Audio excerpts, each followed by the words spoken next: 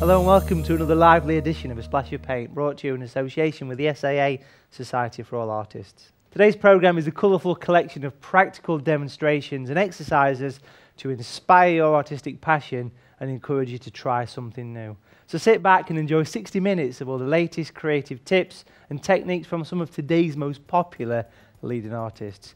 Let's dive straight in and take a closer look at some of the highlights coming up on today's packed palette. Our resident book expert Henry Malt will be browsing the shelves of the SAA library for another inspirational read to help your creativity bloom. Versatile SAA artist David Hyde reveals his secret weapon for scratching out highlights in our regular What's in My Box feature. An SAA professional oil and acrylic artist Mike Skidmore will be demonstrating his simple rule of thumb technique to paint straight lines, highlights and wonderful wood grain effects. But before all that, I'm going to kick things off with part one of today's Try Your Hand At project and show you how to use watercolours to capture the colour, romance and glamour of an evening in Paris. Now, I've got quite a large sheet of watercolour paper there and I've sketched in a very basic, faint outline of this Parisian scene. It's kind of, by the saying, that sort of thing, misty Eiffel Tower, maybe a bit of a rainy atmosphere to this one actually, so I'm going to try and use lots of greys, bit of a monochrome kind of feel to this, but I'm going to start off with a really powerful, strong, bright sky. So using a large size 20 brush to start with, and I've just got all my colours squirted in the palette there. I'm going to mix up 2 or 3 colours. I'm not really going to mix colours as such, but using the colours almost straight from the tube, but obviously diluted. I've got some intense violet there, which is a nice kind of purpley violet colour.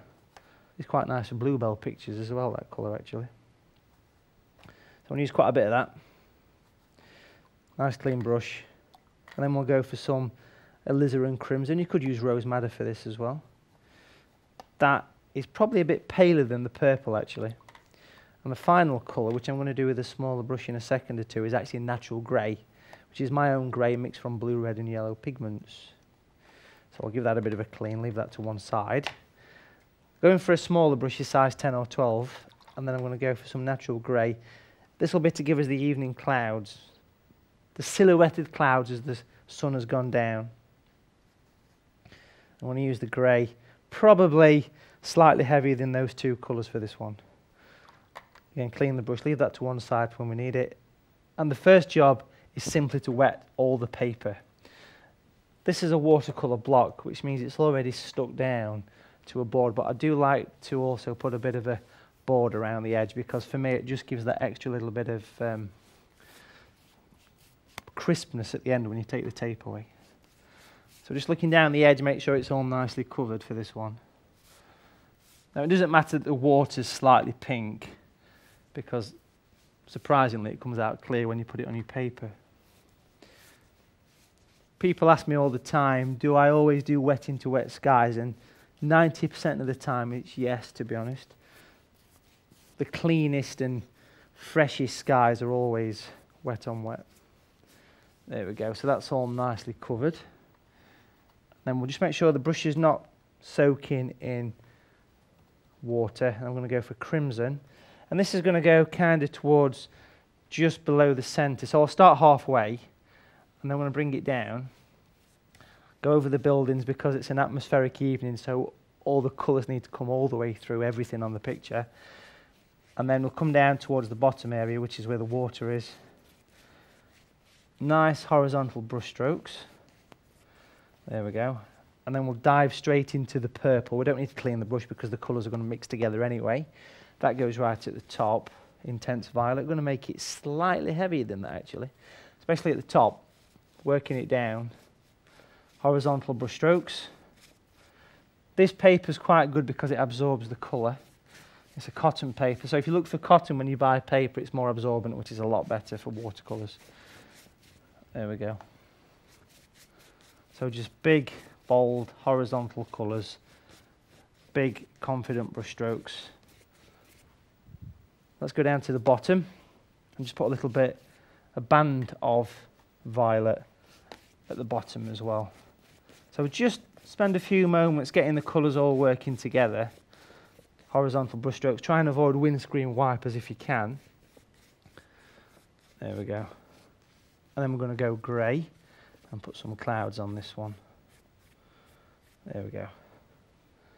So I want to go for some natural grey with a size 10 or 12 brush. But I'm going to use this colour almost dry. So I'm going to put the paint on the brush, but then I want to wipe most of it off and dab it on tissue a little bit as well, because I need very little paint on this. And I'm just going to sort of twist in. I'm going to go thicker than that actually. The stronger the colour, the less it's going to spread on the paper. So I want to twist in these clouds. Can you see I'm wiggling the top of the brush and moving along at the same time? It's multitasking that. Wiggling and moving. I'm going to work it across. We'll come over to this side and maybe do one slightly higher. So the consistency of the grey is heavier than the purple or the red, which means it's not going to spread so much. Don't get this mixed up with cauliflowers. This is bleeding paint, this. I'm also going to bring a couple lower down. Just get one coming through there. The brush is almost out of colour at this point, which means it's going to slightly give a lighter cloud. And then with an extreme dry brush, I'm going to put a couple of little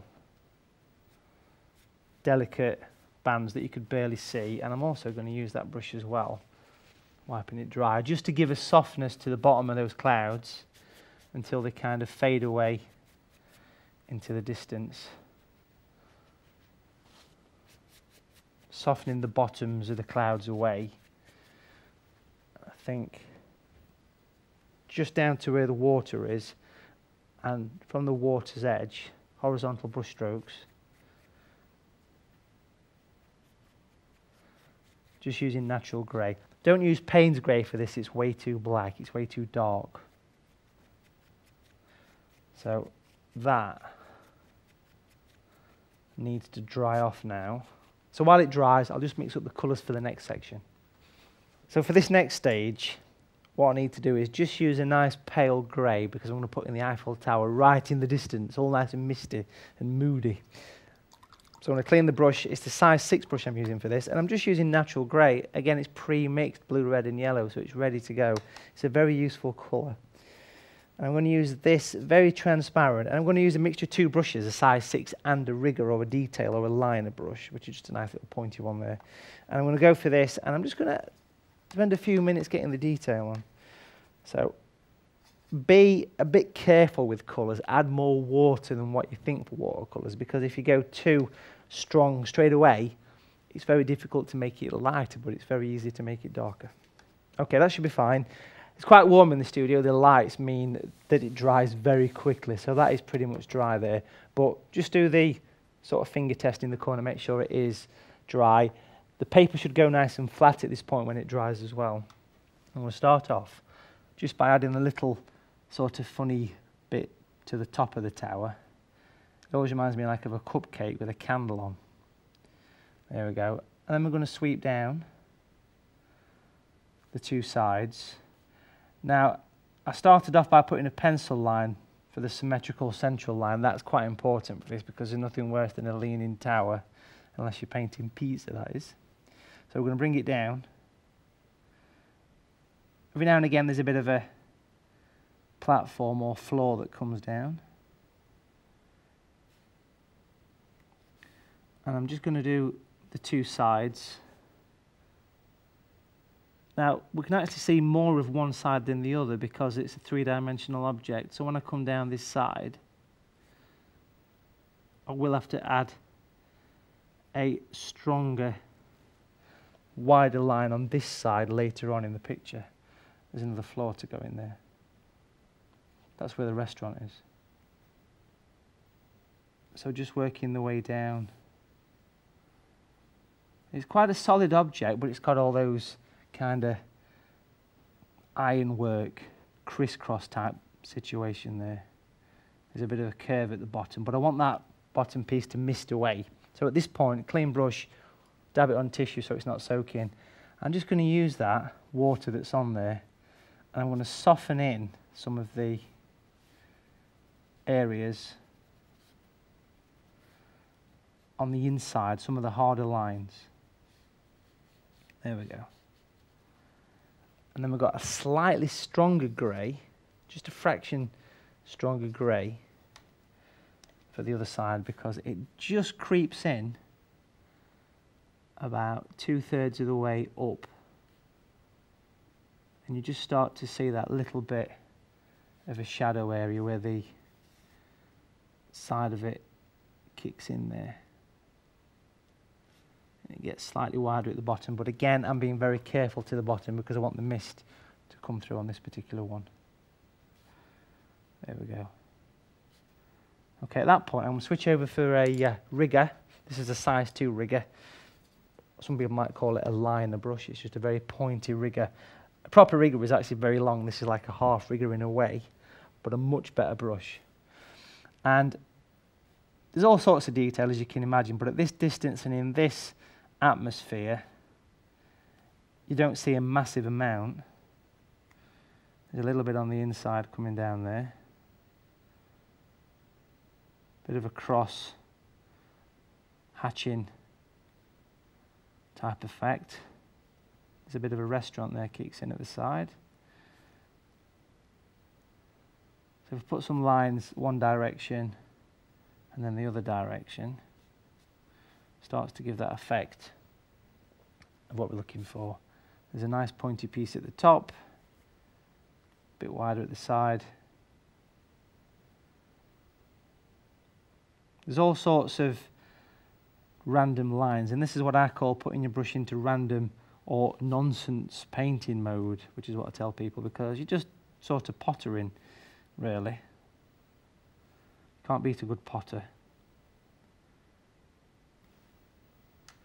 Just going to make it slightly darker underneath there.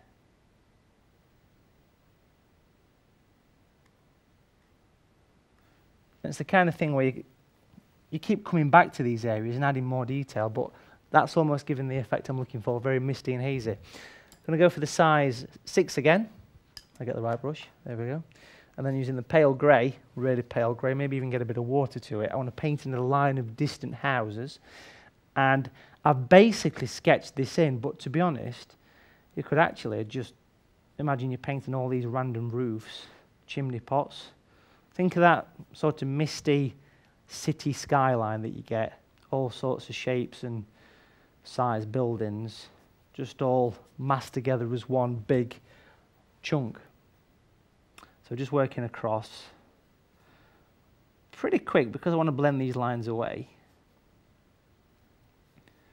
Coming down that side.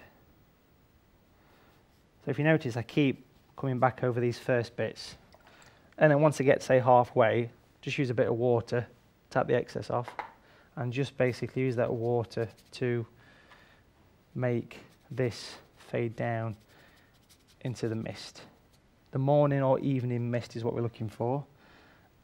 And then we're going to come across, just kind of runs in front of the tower there, because obviously that's in the distance. Do that one over there. Chimneys.